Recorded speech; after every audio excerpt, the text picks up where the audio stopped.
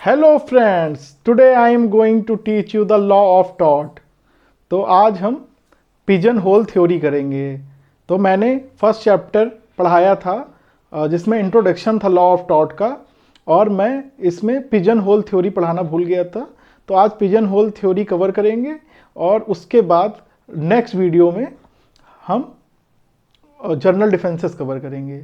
तो अगर ये दोनों हो जाएंगे तो जनरल डिफेंसेस आराम से हो जाएगा। तो चलिए आज हम पिजन होल थ्योरी समझ लेते हैं। पिजन होल थ्योरी किसने दी थी? ये साल्मन ने दी थी। बहुत इंपॉर्टेंट है, कई बार जो है विभिन्न प्रकार के एग्जाम्स में आ चुका है, नेट में आ चुका है, यूजीसी नेट में। तो ये क्वेश्चन आया था, तो लोग कंफ्यूज कर जाते हैं, विनफील्ड ने दी साल्मन ने। तो पहले हम लोग इसका ओरिजिन समझ लेते हैं। ये आई कहाँ से? ये थ्योरी आखिर आई कहाँ से? तो ये थ्योरी आई ओरिजिन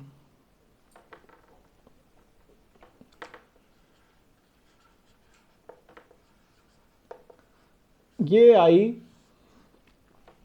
जब एक डिस्कशन चालू हुआ कि ये लॉ ऑफ टॉट है या फिर लॉ ऑफ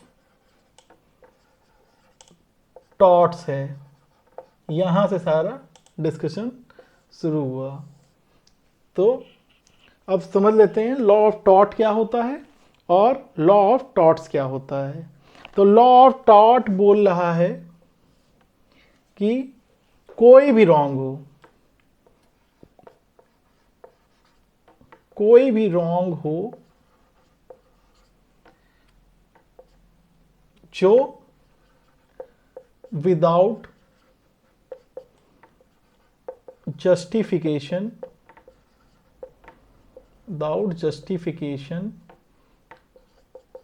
और एक्सक्यूज हो, तो वो टॉट कहलाएगा। ठीक है। तो ये बोल रहे हैं इसमें, वो क्या कहलाएगा? टॉट कहलाएगा। जबकि लॉ ऑफ टॉट्स बोलता है कि नंबर ऑफ स्पेसिफिक रॉन्ग्स होते हैं, जैसे असॉल्ट, बैटरी,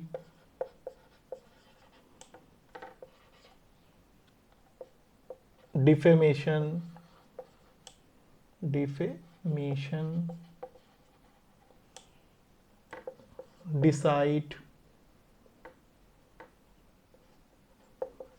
डिसाइट, डिसीट हो गया, डिसीट मतलब धोखाधड़ी, डिफेमेशन मानहानि। ठीक है।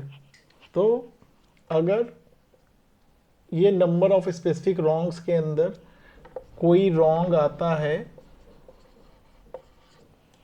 तो वो ही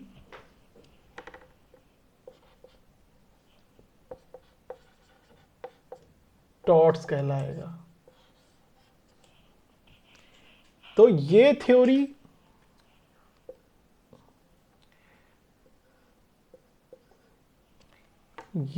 दी जिसमें बोल रहा है कि कोई भी रॉन्ग हो विदाउट जस्टिफिकेशन और एक्सक्यूज होगा तो वो टॉट कहलाएगा। ये दी विनफील्ड ने।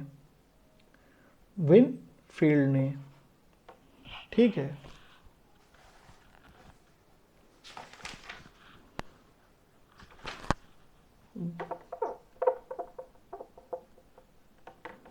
ये दी विनफील्ड ने और ये दिया साल्मन ने। ठीक है। तो ये विनफील्ड दे रहे हैं और ये साल्मन दे रहे हैं। तो साल्मन की जो ये थ्योरी है यही पिजन होल थ्योरी कहलाई। यही पिजन होल थ्योरी कहलाई। पिजन होल थ्योरी यही कहलाई, पिजन होल थ्योरी। बाकी ये थोड़ा ब्रॉडर सेंस में है, ये थोड़ा ब्रॉडर सेंस में या फिर वाइडर है, और ये नैरोवर है।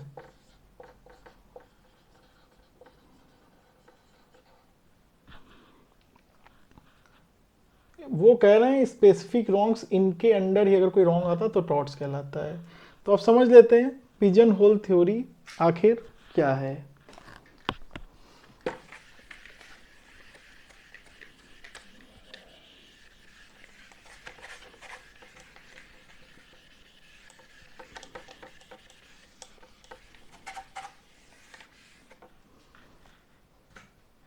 तो पिजन होल थ्योरी, ये पिजन मतलब कबूतर होता है,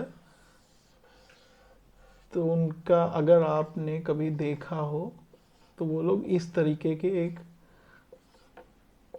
पिंजरे से निकलते हैं, जब उन्हें जो लोग पालते हैं उनके यहाँ होता है। तो ये पिजन होल है। तो पिजन होल थ्योरी, अगर इनमें से ये अलग अलग तरीके के स्पेसिफिक टॉट्स हैं, तो ये सब टॉट्स हैं अलग अलग तरीके के। मान लो यहाँ डिफेमेशन हो गया, डिफेमेशन हो गया, यहाँ पर कुछ और हो गया, मान लो यहाँ डिसीट हो गया, ठीक है, यहाँ पे कुछ हो गया, यहाँ असॉल्ट हो गया, ठीक है। अगर ये सारी चीज़ें इसमें हो गई और इनमें से ही किसी कोई रॉन्ग है, इन रॉन्ग कोई है, कोई भी रॉन्ग है, वो इनमें से किसी होल पे फिट बैठता है, तो that is called pigeon whole theory. तो ये पिजन होल थ्योरी हुई। अब आगे,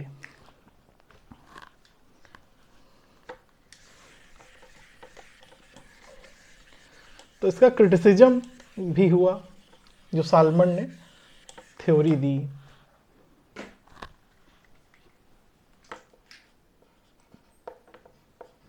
क्रिटिसिज्म, देखिए ये सब है फिलॉसफीज जो जूरिस्ट ने दी हैं, और इनको समझना बहुत महत्वपूर्ण है, क्योंकि एग्ज़ाम में एमसीक्यू फॉर्म में आ सकता है, या थ्योरेटिकल एग्जाम्स हो गए जब आप मेंस वगैरह लिखेंगे, जुडिशरी का सेमेस्टर एग्ज़ाम लिखेंगे, तो ये बहुत इम्पॉर्टेंट है। अगर आपने एक बार समझ लिया तो आप लिख भी सकते हैं, चाहे सिंपल भाषा में लिखें, चाहे जो है एडवांस लैंग्वेज में लिखें, जो भी आपकी मर्जी है, बट समझना बहुत इंपॉर्टेंट है। तो यहाँ पे इसलिए मैं समझाने पे जोर दे रहा हूँ। तो क्रिटिसिज्म जो हुआ, वो बोले कि भाई इन्होंने तो बोला कि जो पहले प्रीवियसली जो रॉन्ग्स होंगे उसके अकॉर्डिंग होनी चाहिए चीज़ें, लेकिन कई रॉन्ग नए निकल के आ गए, जैसे नेग्लिजेंस, नेग्लिजेंस पहले नहीं था। स्ट्रिक्ट लाइबिलिटी नहीं था, ठीक है, स्ट्रिक्ट लाइबिलिटी नहीं था, नेग्लिजेंस नहीं था, स्ट्रिक्ट लाइबिलिटी नहीं था।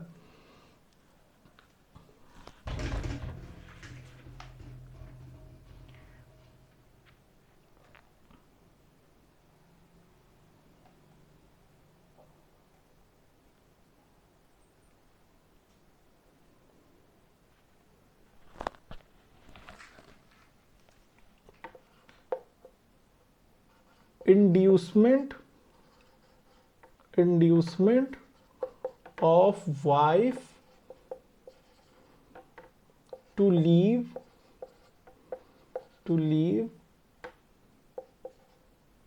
home of husband, ठीक है, एक ये हो गया। फिर इसमें इंटिमिडेशन हो गया, इंटिमिडेशन, किसी को भड़काना, इंटिमिडेशन, ठीक है। तो ये केसेस आने लगे, और जिससे ये पता चला कि नहीं, साल्मन जो बात कह रहे हैं वो सही नहीं है, अलग अलग तरीके के टॉट और आ सकते हैं, ठीक है। तो इसमें से जो ये वाला है, इसमें केस है पालसी versus Freeman, Pasley versus Freeman, Pasley versus Freeman,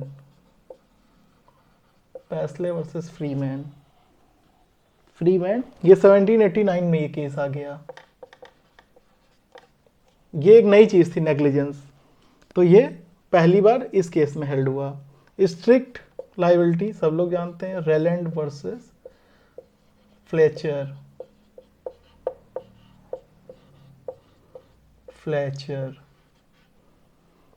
और आप लोग प्रीवियस भी वीडियो देख लीजिएगा, मैं इधर आई बटन दे दूंगा, वो भी देख लीजिएगा, उसमें मैंने टॉट को डिफाइन किया है। रेलैंड वर्सेस फ्लेचर केस कब आया? ये आया 1868 में, 1868 में ये आया। Inducement of wife to leave the home of husband, ये था Winsmore versus Greenbank, Winsmore versus green bank,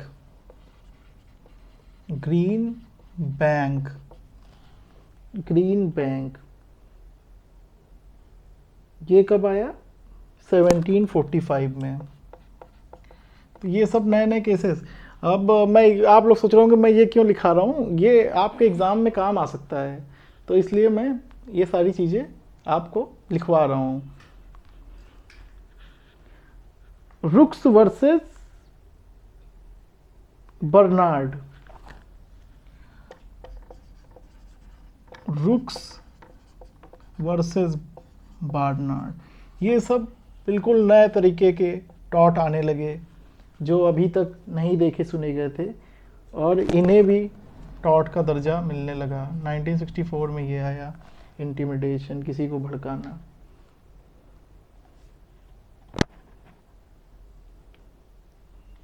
breach of contract का भी, अगर इसमें इंड्यूसमेंट होता ब्रीच ऑफ कॉन्ट्रैक्ट के लिए,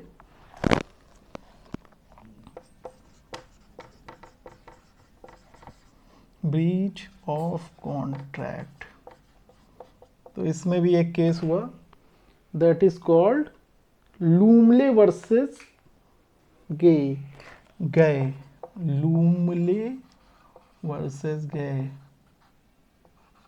लूमले वर्सेस गए,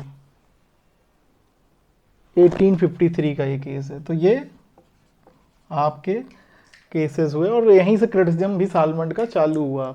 लेकिन अलग अलग लोगों ने कहा कि सालमंड, वो उनका मतलब नहीं था। सालमंड के कहने का मतलब था कि आप जो भी स्पेसिफिक रॉन्ग्स हैं उनको, ऐसा नहीं था कि आप कोई नया ऐड नहीं कर सकते हैं, ये सालमंड का पर्पस नहीं था, उन्हें गलत तरीके से समझा गया। तो ये किसने कहा है ये बात कि सालमंड को लोग समझ नहीं पा रहे हैं? तो ये ह्यूस्टन ने कहा, Salmond critics have misunderstood him. According to him, Salmon never committed himself to the proposition, certainly untenable now and probably always, so that the law of tort is a closed and inexpansible system. ऐसा नहीं है कि उसको expand नहीं किया जा सकता है, ह्यूस्टन ने कहा। और वहीं डॉक्टर ग्लेन वाइल विलियम्स क्या बोल रहे हैं? To say that the law can be collected into pigeonholes does not mean that those pigeonholes cannot be capacious, nor does it mean that they are incapable of being added to. मतलब उसमें ऐसा नहीं था कि space नहीं है pigeon whole theory में कि वो और भी जो रॉन्ग्स हों उनको अपने अंदर समाहित ना कर सकती हो, वो कर सकती है, लेकिन उनको मिसअंडरस्टूड किया गया सालमंड को। बाद में विनफील्ड ने भी बोला कि both his and Salmond theories were correct, the first theory from the broader point of view and the other from the narrower point of view. In the words of Winfield, from a narrow and practical point of view, the second theory will suffice. But from a broader outlook, first is valid. ठीक है, तो उन्होंने ये कहा। तो इस हिसाब से दोनों ही थ्योरी अपनी अपनी जगह पर सही हैं। बाकी जिसको क्रिटिसिज्म करना वो करता रहता है, और दोनों लोग ही अपनी अपनी जगह सही हैं, और हर ज्यूरिस्ट अपने अपने तरीके से चीज़ों को एक्सप्लेन करता है। सालमंड को जो समझ में आया सालमंड ने एक्सप्लेन किया, विनफील्ड को जो समझ में आया उन्होंने एक्सप्लेन किया, और इस तरीके से आज की क्लास ख़त्म होती है पिजन होल थ्योरी की। मिलते हैं नेक्स्ट चैप्टर में। Thank you so much, and please like, subscribe and share. Thank you.